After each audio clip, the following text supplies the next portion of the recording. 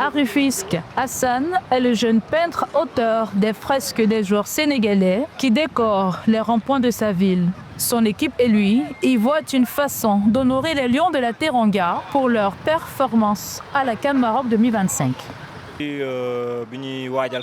Avec la CAN, je me suis dit avec mes partenaires que nous devions faire quelque chose pour rendre hommage à nos lions. J'ai aussitôt commencé à dessiner sur les carrières, les montagnes et les ronds-points.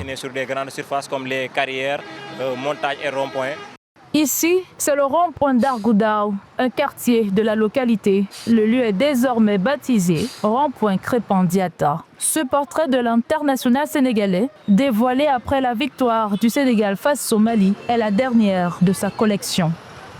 On a fait premièrement le portrait de Sadio Mané, ensuite Kalidou Koulibaly et après on a eu l'idée de faire le portrait de Krépin Diatta vu ses efforts et tout son engouement envers l'équipe nationale. Ça nous a pris à peu près, je pense, 2 jours, plus une journée de préparation. On l'a publié le jour où on a joué le match contre le Mali.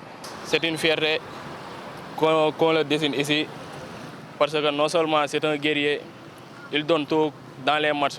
Nous croyons que Krépin il va tout donner.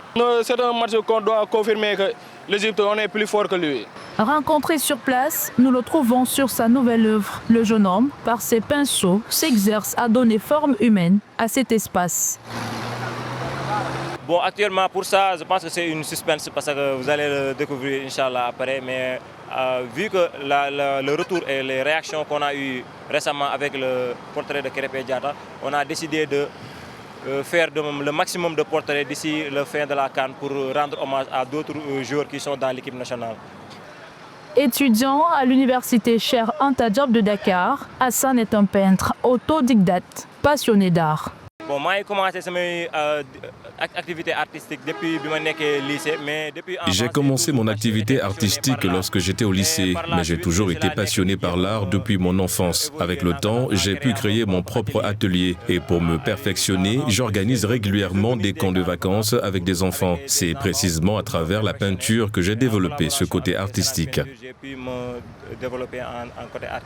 Ses œuvres artistiques sont pour lui un geste fort qui illustre l'amour du public pour leurs joueurs, un impact positif sur toute une génération de fans des Lions de la Teranga qui en sont au dernier carré de la Coupe d'Afrique des Nations, Maroc 2025.